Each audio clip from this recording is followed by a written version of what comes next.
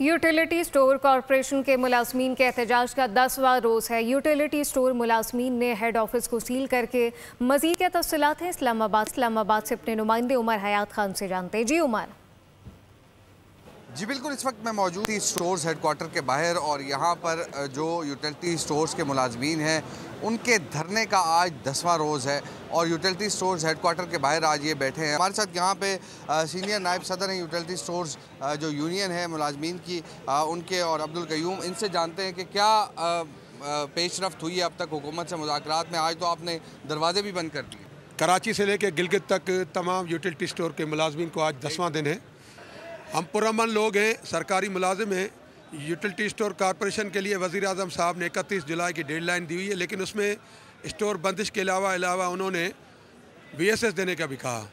15 फरवरी को daily wages 15-20 साल से अरसा से ड्यूटी कर रहे थे, उनको निकाला गया। उसके बाद 2 मई को हमारे कॉन्ट्रैक्ट मुलाजमीन को 3500 के करीब ओपेरा के तहत निकाला गया। यूटिलिटी स्टोर्स के जो मुलाजमीन हैं उस फैसले के ख़िलाफ़ सरापा एहतजाज हैं।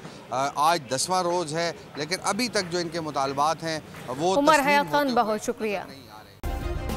सब्सक्राइब करें और बेल दबाएं ताकि कोई खबर रह न जाए।